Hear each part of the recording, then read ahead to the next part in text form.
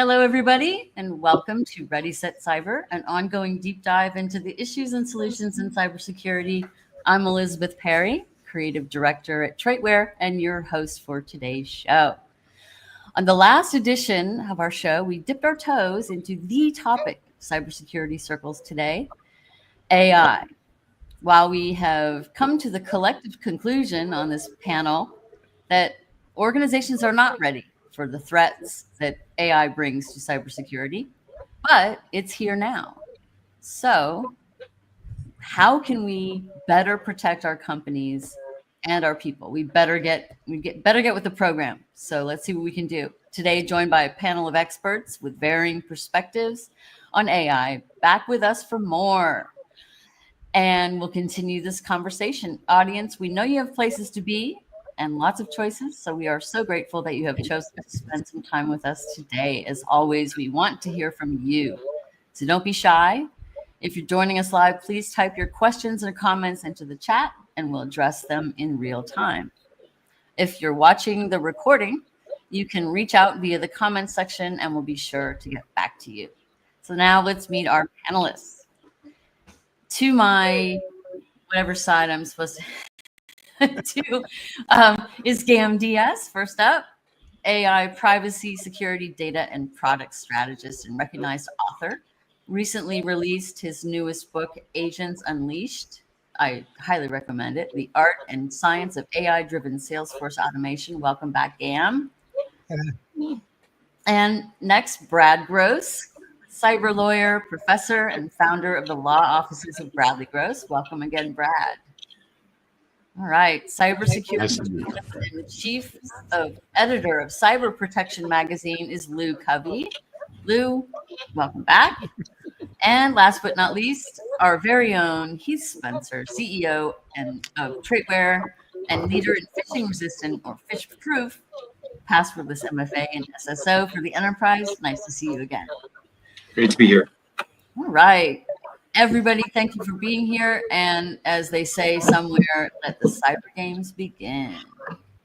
Let's start by setting the stage. Let's talk about the battlefront that AI presents. Everybody's talking about it. Gam, I'm going to start with you.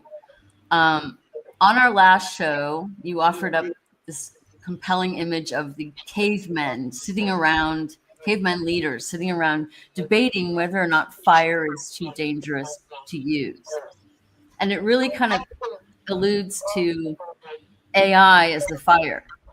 You know, it hits home when we think about AI today. So from your perspective, what are the fires of AI right now? And are we still stuck in a cave talking, or are we actually learning how to use the flames to our advantage? Oh, no, I'm going to switch analogies today. So imagine you've got some guests here for dinner, guests that you really need to impress. There's your business use case. And you've spent your whole life in control of preparing meals for guests. The kitchen is your back office. But tonight, you've been told you've got a monkey that's coming in to help you in the kitchen and serve the meal. So the probability of everything going to plan is approximately 0. So let's just play that example out. So before AI and with predictive AI, narrow AI, things that would typically classify a resume for a job or recommend a movie, the scope was very narrow. It was a human that acted on the internet, and we more or less understood where the bias would occur.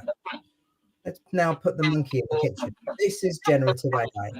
We're going to apply the LLM to, carry out language transactions, or the same LLM is going to generate a recipe based on what's in the fridge. It's going to make a clinical diagnosis, so it's going to parse legal documents. So we don't really have a specific use case to test.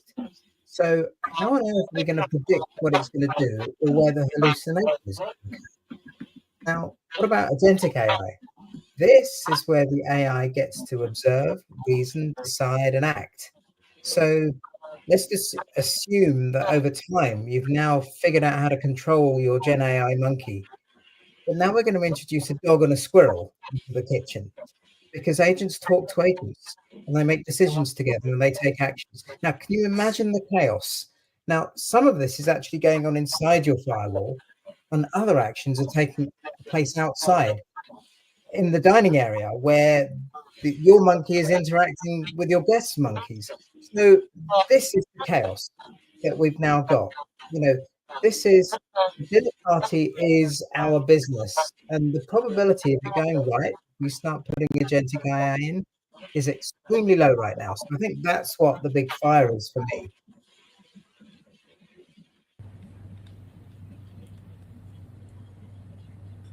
Sorry about that. I had to unmute.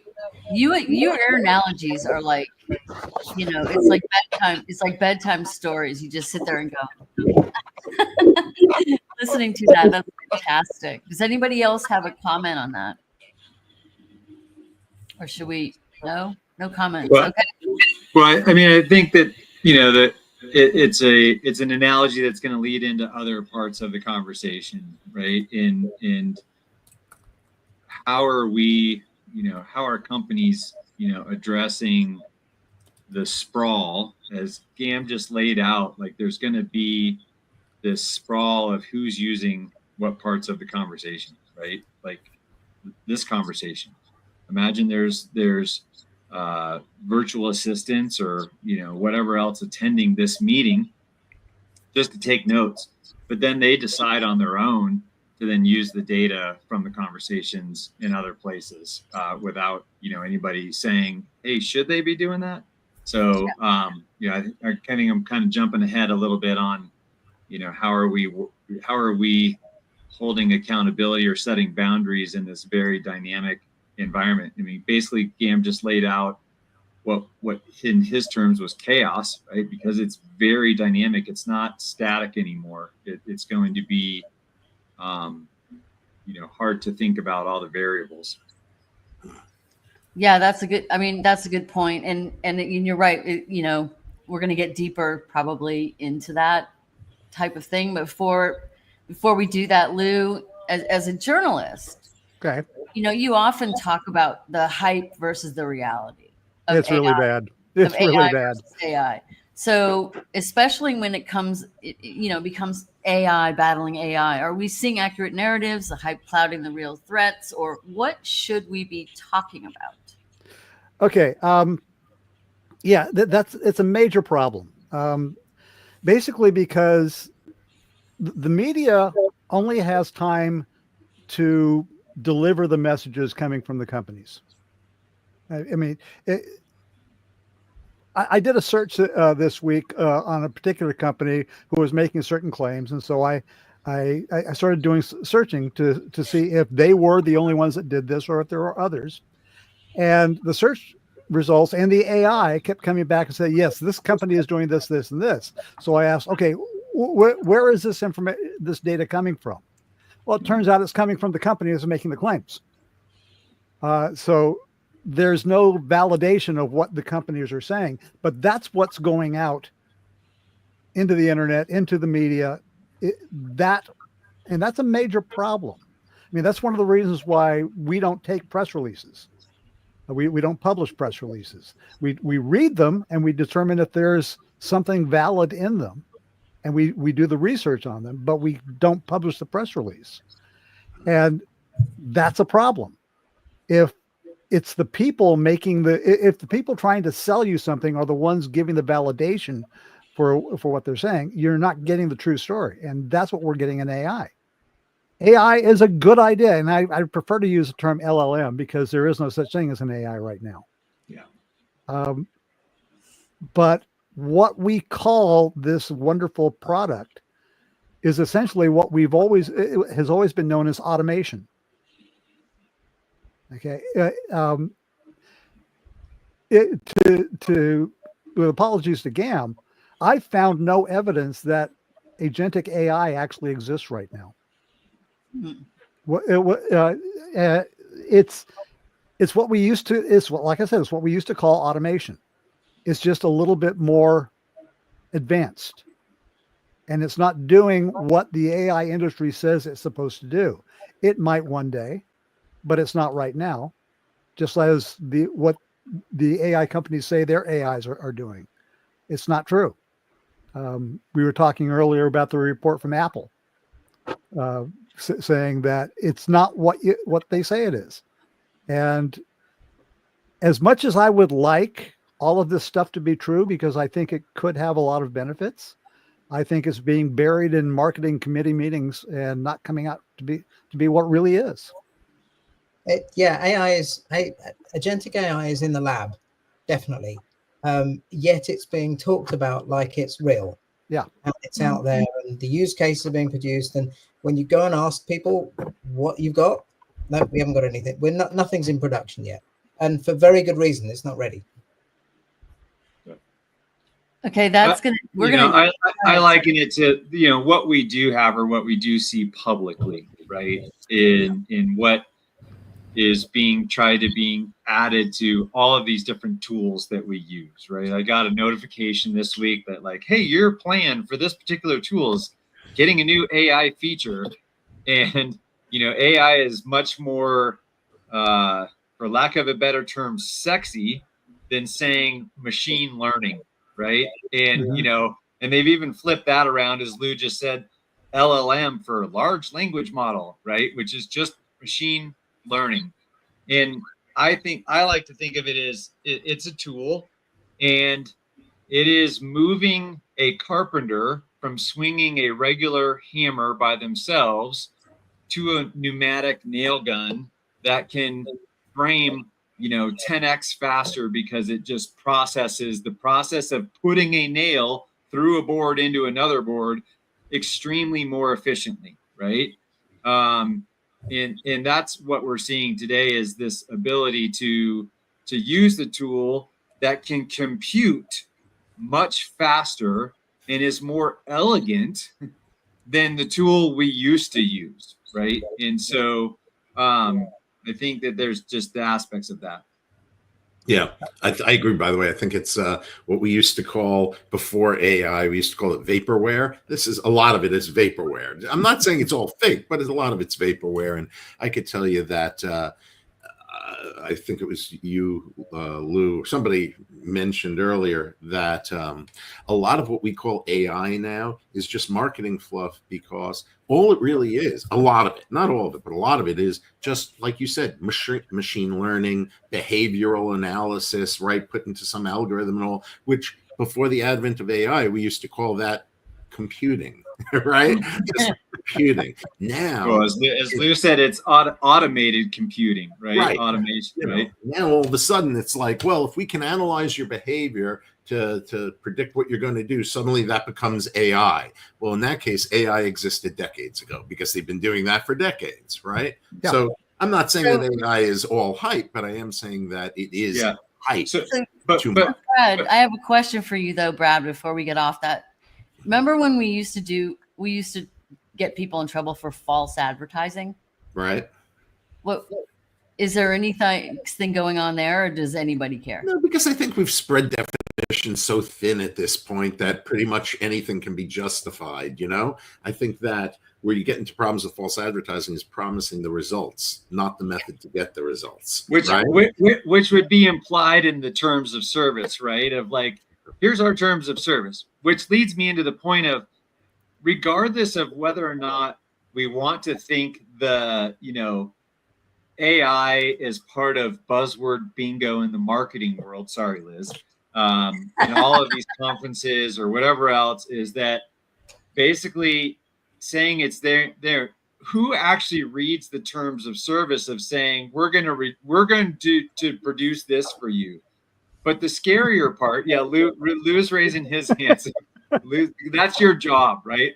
But Lou, how many of us actually have that as our job? Or how many companies have a Lou inside of their company that actually read the boilerplate of those things? And my concern is whether we can argue semantics over using the term AI or not all day long. However, I think the risk that all of these that regular businesses are facing is, you allow a note taker, an AI note taker, into your meeting, whatever else it is. we're not reading the terms of service to then say, what are we allowing that LLM to use with the data from that meeting to then go try to improve itself, and where is that being used, and where's the constraints on that? And then to Gam's earlier point of, is that LLM then deciding, well, we need to parse some of this data out into other LLMs, not necessarily agentic AI, but in the machine learning process, it could say, hey, I need to put some of this over here so it can run compute in this machine, or it can run compute over here. And we don't have controls on that yet today. Well, actually, what's really good about what you just said is that, number one, reading terms of service is actually a perfect use case for generative AI. You can just churn through this, and it's kind of stuff that we don't want to do, and AI is really good at doing that. But the other thing is, you said that the AI is going to figure out, okay, from this conversation, I'm going to take these bits and pass them into somewhere else. And it's happening dynamically. It'll happen at scale. And the only thing that we can use to govern that is more AI. And so, you know, when we get agents, the control and the governance, you know, we need to apply AI to control our AI, because it's too intricate, it's too voluminous for humans to manage. So I don't know, it's all recursive. Okay, so let's get into cybersecurity a little bit here, because this, because that's kind of what we're here for, right? I know it's kind of what we're here for, but I mean, this is all fascinating, because I think the important thing is that, to Gam's point, it's not ready for the enterprise. We already established that, right? But what I think is interesting is AI, if we know it's not ready for AI, then what are we going to do when the people are selling AI that isn't ready for the marketplace? Well, I think, by the way, you're bringing up an age-old problem, which is, what do you do when software companies are selling crappy software? Right. And then they build version 2 and 3, which are built on foundations of crappy software. And things start to collapse.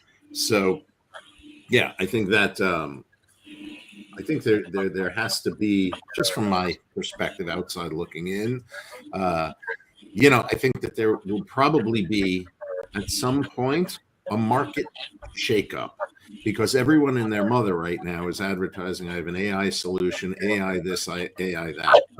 But as I said earlier, it's the results that matter, right? Not the method that you use to get there. So I think that you're going to see my prediction, you're going to see a bit of a shakeout.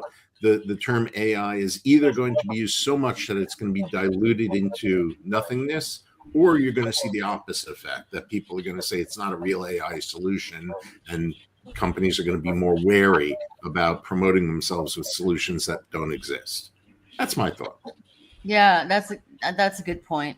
Heath, AI is getting AI, or whatever we want to call it. Now I don't want to call it AI anymore. The stuff that it's getting really good at getting around traditional defense, cyber defenses. We know that we used to call it the corporate perimeter and the castle and moat thing. We all know that's obsolete, right? But what exactly does that mean? Can you talk about what's not working as far as our defenses, our cyber defenses, and what we're calling legacy cybersecurity? Well, I think we have to go back to Lou's point of, really what this is automation, right? And it's giving the threat actors, right? And I used an analogy saying it's just a tool, and switching from a hammer to a pneumatic nail gun. It's allowing the threat actors to move faster, to find more exposed vulnerabilities more efficiently, because they're using the tool to just run in the background and find those things. And it's creating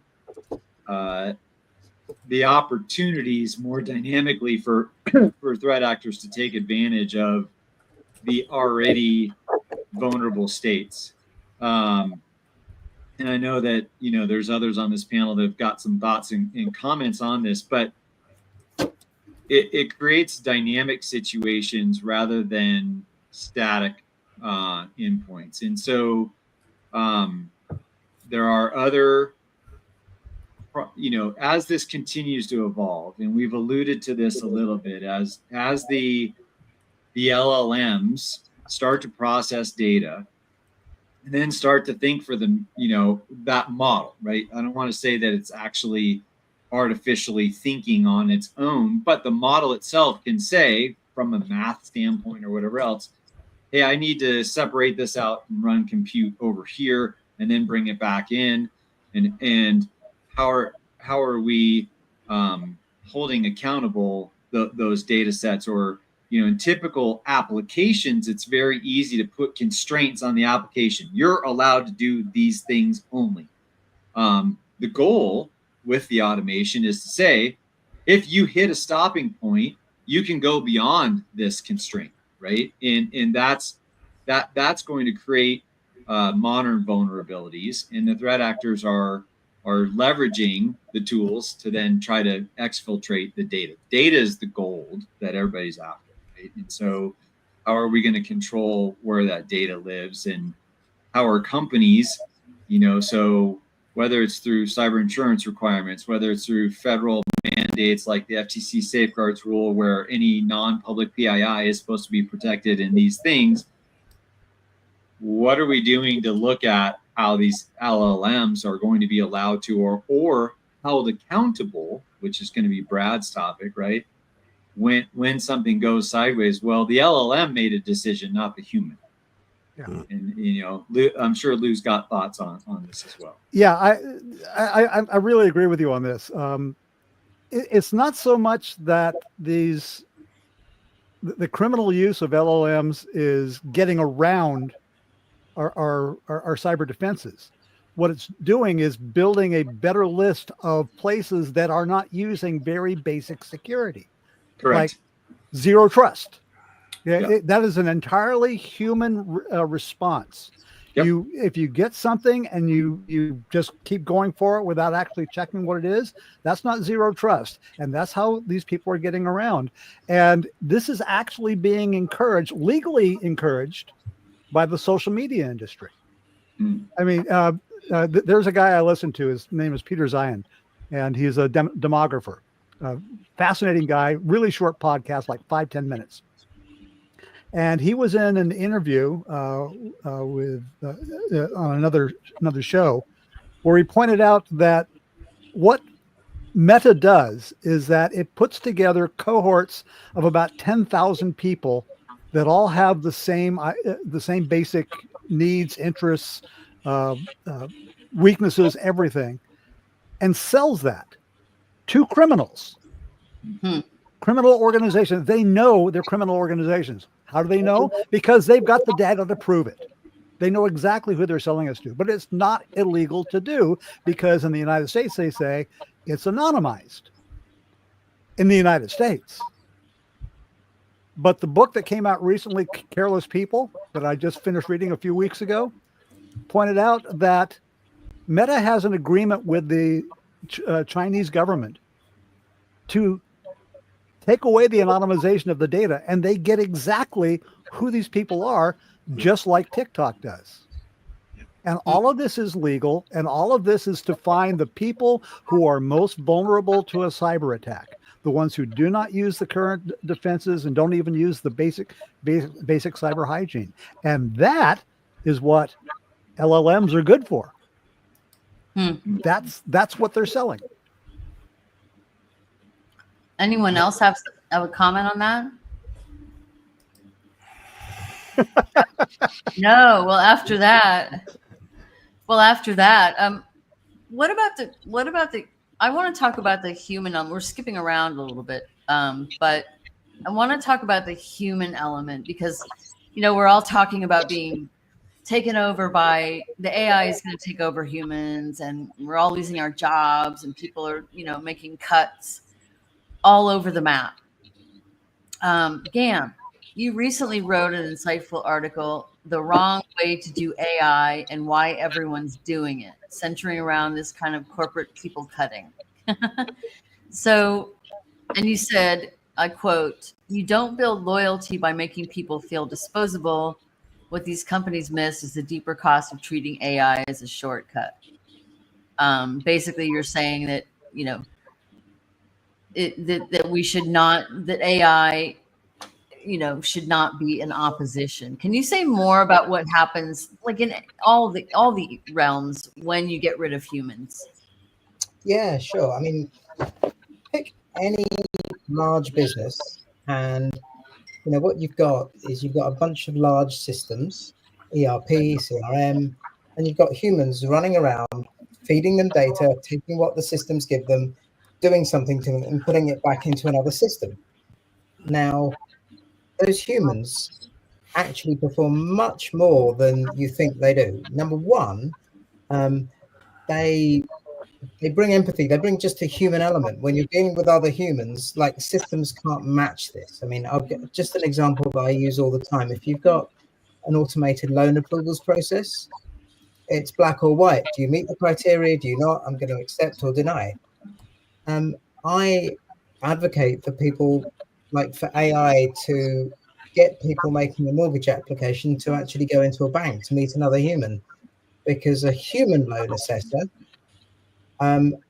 might have had to choose between paying the mortgage or putting food on the table. So there's humans in that process, and really important. But going back to the large enterprise, a lot of processes are actually broken. The data is not clearly defined. There's some gray areas, and humans smooth all those gray areas out.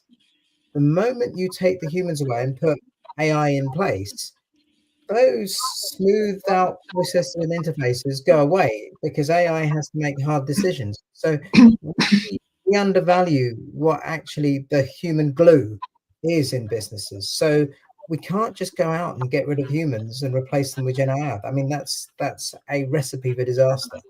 Yeah. So an industry that I've actually seen this or watched this take place already, and and I think it's becoming tricky, is in the real estate market, right? So a lot of the appraisal process, let's say, is one example where they've tried to implement a lot of AI tools or just compute, right, to run models of, here's a 2,000 square foot home, 3-bedroom, 2-bath, 2-car garage in this zip code. It's worth X, right? And yet there are so many areas, and that might work if it's a very repetitive suburb where it was one builder that all built all these homes in this time frame, and they're very cookie cutter and they're the same.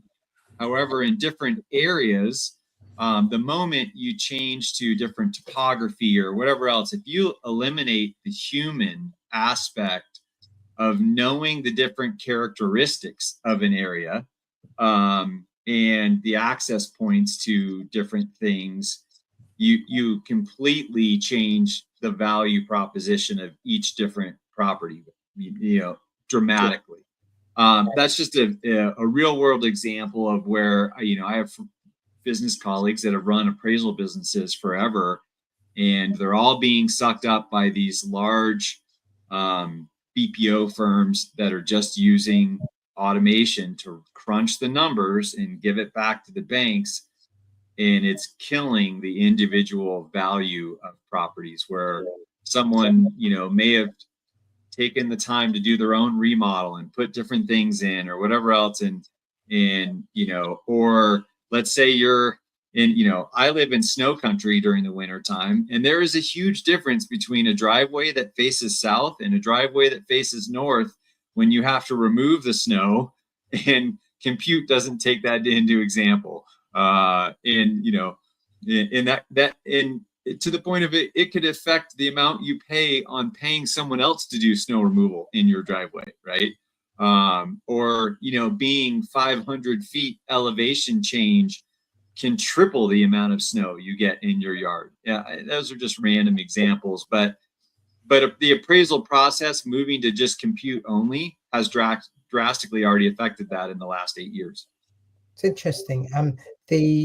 You like all the things you said were quite qualitative, and even the quantitative stuff even quantitative, and even the qualitative stuff can actually, a data scientist's dream is to actually be able to calculate this properly. Yet we forget what someone's willing to pay or not pay because the place smells funny, or a smile from a neighbor. These are human things that, that AI can't replicate. And so I really believe that, we're not going to go extinct just yet. No. Reminds me of that movie. I think that was it Chevy Chase was in it. I can't remember the name of the movie, where all of his neighbors wanted him out and he wanted to move out of the neighborhood. So he paid everyone to be nice, right? And to say hello, right? And be friendly, like small town. He paid them all off. So a buyer would see that and pay a lot more. Yeah. So you're right. It's the intangibles. It's the neighbors that are around. It's the slope of a house that's slightly better for flooding, for preventing flooding and so forth. Yeah. And I think that's why, as Lewis said, as I think we've all sort of echoed, that AI just simply isn't fully ready for prime time yet. It's just not. It has great uses, but it's a lot of vaporware. Hey, and while we have you, Brad, flipping again, on our last show, you made a point about how the law is always chasing the tech. Yes. You said that, you haven't even solved privacy and data protection, which we haven't with GDPR even, we haven't. In a perfect world, how do you see, lawmakers coming in? Is it doable to make laws? And if so, where should they begin? And if it isn't, what are we supposed to do? So, wow, there's a lot to unpack there about whether it's doable. I'll hit whether I think it's doable toward the end. Okay. As far as what they need to do, I think that, as I mentioned on the last show, there are areas. There's certain areas. There's accountability. We still have to figure out, and I believe someone mentioned this earlier, who is going to be most accountable when something happens, right? And by the way, I'm getting a little bit of echo. Can you hear me okay? Can you hear me? Yep. Yeah, Brad, it's a little bit, but it's okay. Yeah, I can hear a little echo, but I think, yeah. Okay, just making sure. So what I was saying was, first you have to deal with accountability, which I don't think that lawmakers are equipped to do, right? Determine about when something happens that's AI based, who's responsible for it? Is it you can't blame the AI? Is it the person who programmed the AI? Is it the person who set the AI into motion, right? They have to deal with that. They're going to have to deal with figuring out parameters about when and to what degree AI can self-help, right, before it requires human intervention. EU has taken a shot at that with the EU AI Act, and it created those levels: the unacceptable, high, medium, and high, limited, and minimal. So we're starting to look about how what the parameters are and when somebody should be required to interact. But even that, I think, is, and this goes to your doable question. Yeah. Is even that acceptable? Because I could think of scenarios in which, even using the EU's levels of unacceptable and high and so forth, where it falters. Like unacceptable under the EU, for example, is biometrics. You're not supposed to use AI in biometric applications. That's an unacceptable behavior. While high goes to, let's say, healthcare, right, where it can be used with strict oversight. Okay, so how about my watch? What if I'm wearing a smartwatch? Yeah. And it detects that I have a high blood pressure. Well, first of all, right now it's using biometrics, so that's unacceptable. So it shouldn't be using that at all, right? But but then it goes to high. Well, it's healthcare, and maybe I agreed to it, and so on. And you could see how you could come up with scenarios that sort of fit into all the different categories. And you think, well, how are we going to legislate that? And this goes to your final question, which is it doable? And my thought is, yeah, it's doable. You just have the wrong people trying to do it. Exactly. You got the wrong people. You No, got and it's people. going so fast that we're out, it's outpacing us. Yeah, but it's outpacing us because we are still doing things the way we historically do things, which is it goes to like a legislator and they have a little subcommittee that explores these things. But of course, they're talking to the people who have vested interests in seeing that technology push forward, right? So they're getting information from the wrong sources, from not a broad enough base of sources, and they're basing that. Well, they're collating all that and then coming up with legislation. These are the same people who really don't even understand how to, turn on their computer, much less talk about AI. And as a result, things go awry. And then we fall back to the comment, well, it's moving so fast, we're trying to keep up with it. Nonsense. It's not moving so fast trying to keep up with it. You just don't want to involve the people who should be involved. And you don't want to touch on the topics and the areas that should be touched and talked about.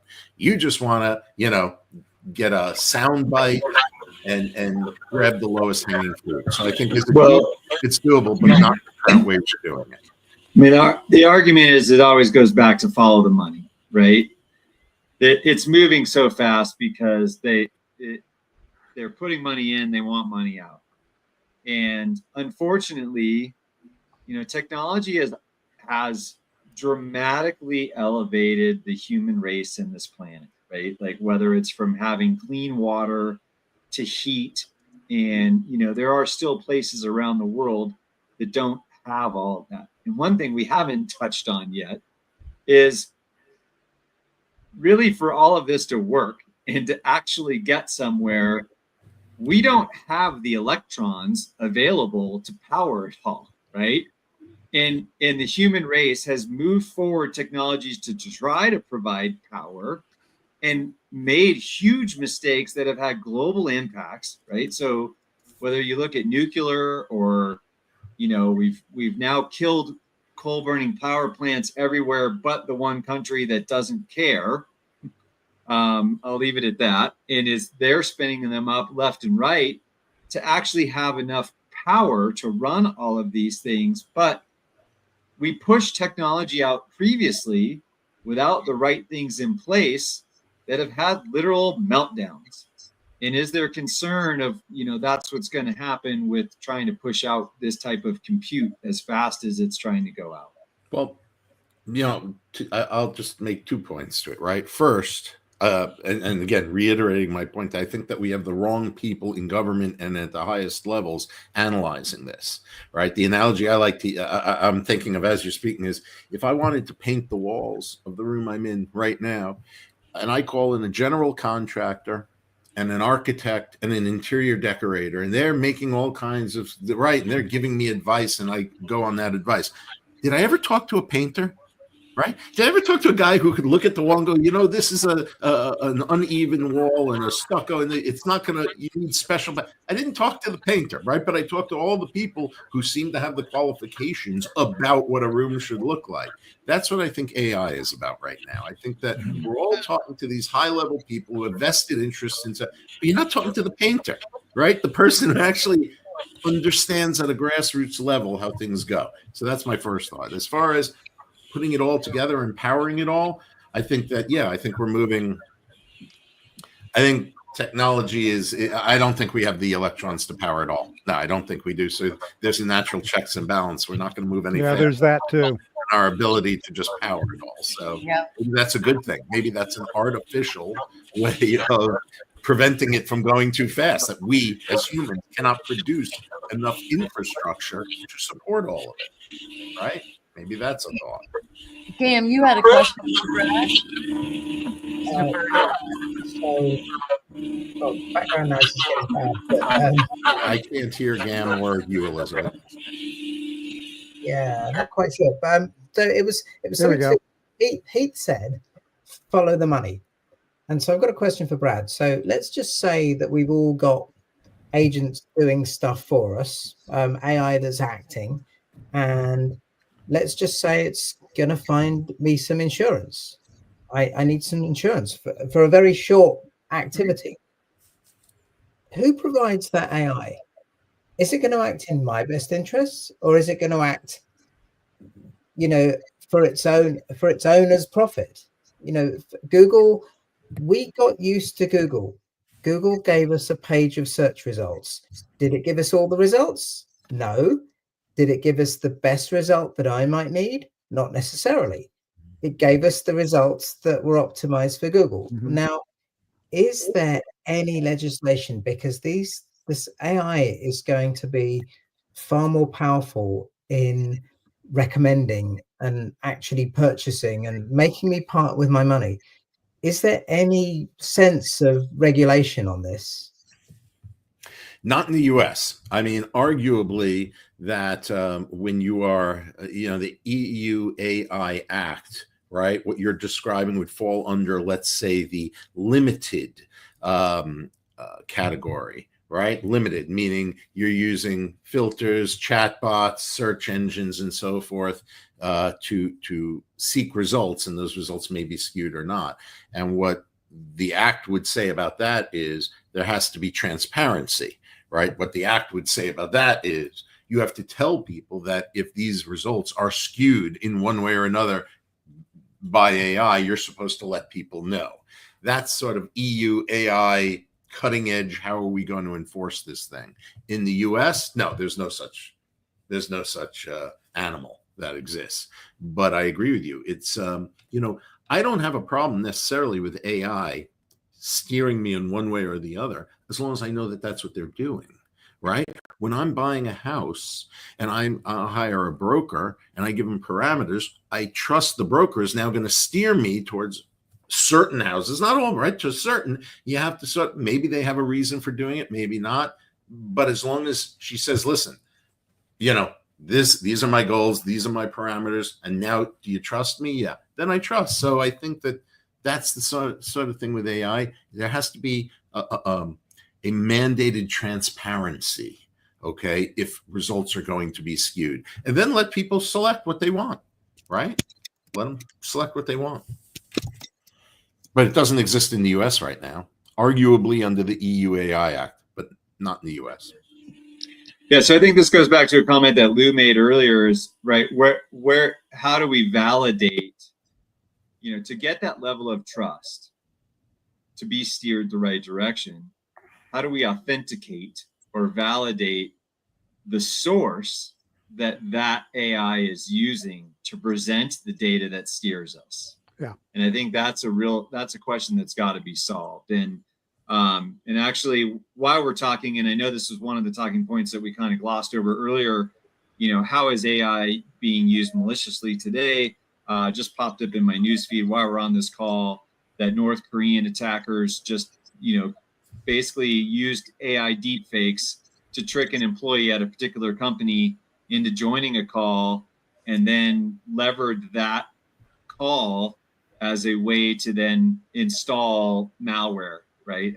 A Mac OS malware. And so, to the point we did discuss this earlier, is that ultimately it's just trying to expose the existing vulnerabilities, right? Which currently is tricking the human into making a mistake, right? But the point is the video and audio deepfakes are getting so good that these threat actors were able to, and I haven't read the entire article yet, but basically replicate coworkers and trick this employee into joining this Zoom call. I'm happy to put the link in the comments for this particular article that's out on PC Mag.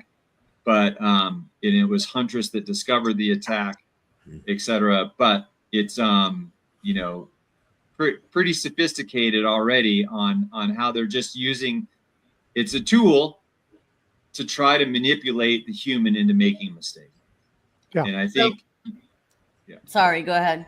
No. That's just the point of, how AI is being used by threat actors today is to expose the vulnerabilities or weaknesses that we all have in saying, oh, this is coworkers, I got to join this call. And I think it said in there, oh, my mic's not working. Well, I got to re-update this thing. And that's how they tricked them into trying to install a malware on their computer. So we talked on the last show that and we all agree that the human is still the weakest link. So Oh yeah.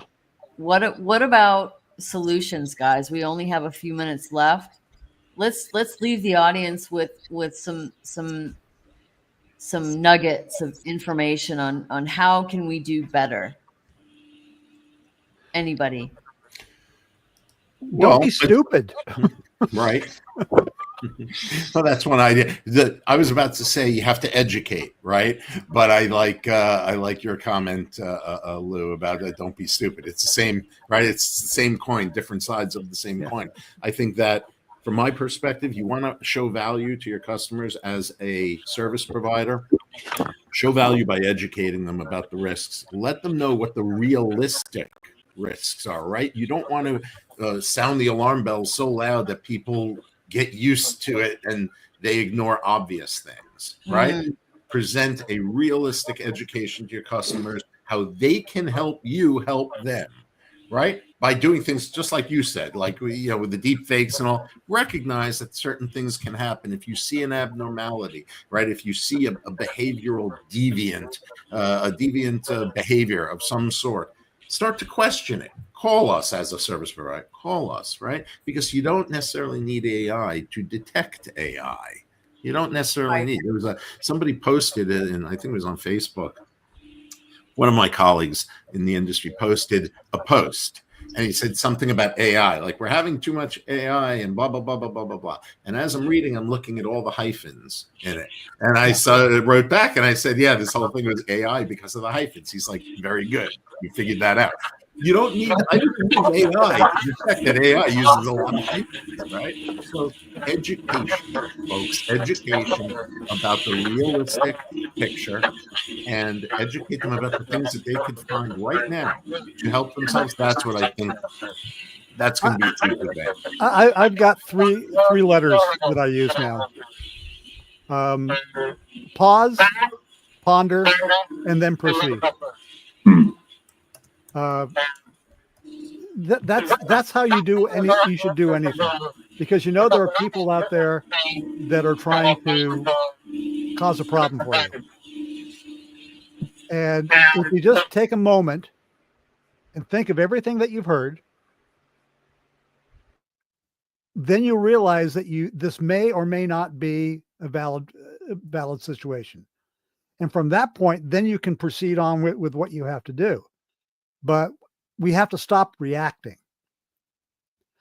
But on a good side, something that I think everyone needs to know is that I think we finally caught up with the attackers. And that's the one good thing we can say about AI, is it's given us the same tools and abilities that the attackers have been using for years.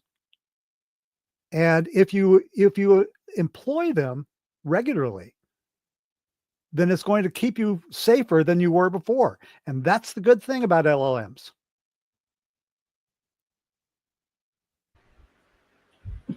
Yeah, and my viewpoints on solutions, right? Or what can you do is actually businesses need to actually still do the basics, right? So this article that I just mentioned, right? If this particular employee that was being manipulated by deepfakes, et cetera, wasn't allowed to run as an administrator on their computer, had least privilege, wasn't allowed to install other software as the basics, they less likely, to do that, or, to lose point of pausing and pondering if the system required them to escalate privilege using multi-factor authentication.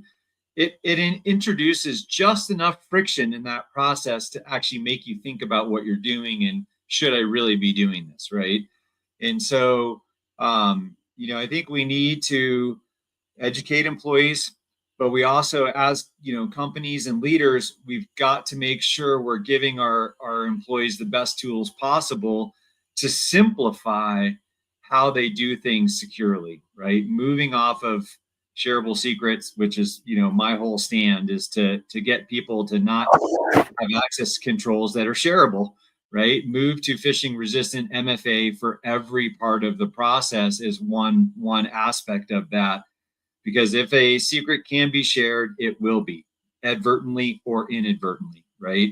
And we've got to reduce that. There's a joke, again, coming from mountain terrain.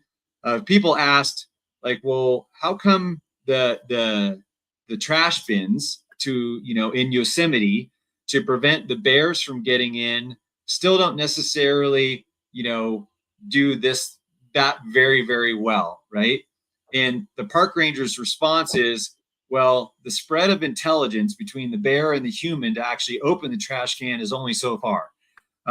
So we have to make them, simple enough for the human to use it so that they'll actually put the trash in the trash bin, and make it just difficult enough that the bear can't get in. And we need that same process for cybersecurity. So I've got one, like, widening it beyond security. I think we today we've managed to discuss that the AI is not enterprise ready. It doesn't reason properly. There is not enough. If you spent millions of dollars on preparing your organization for enterprise systems, why would you bring another system in that undermines that security and that investment? But more importantly, I mean, the AI is not ready. So, just sit it out, watch it develop, just play with it. Don't put it into production yet. But what you need to do is get your own house in order, like get your processes right, build semantic definitions of your data. There's an awful lot of work to be done. But when the AI is ready, I mean, it's going to be wonderful when it is ready. There's all sorts of things that can happen. You've just got to get your house in order, because otherwise it's going to make a fool of you. I think that's a beautiful point, because I'm just thinking, well, anyway, that's a beautiful point. Anybody else have anything on GAM's point, on anybody's point? Any final calls to action before we cut it out? All right. So I guess that's all we have time for today, ladies and gentlemen. Thank you so much for joining us. To our panelists, thank you so much for spending the time with us today. Great insights to our audience. We always appreciate your likes and shares, and just for joining us today on Juneteenth. So most of you are out for the weekend. As a reminder, the show is recorded and will be available on YouTube, ReadySetCyber, and on LinkedIn. If you enjoyed the show, once again, please share, like, and we'll be throwing out snippets. You can watch it again and share with your people.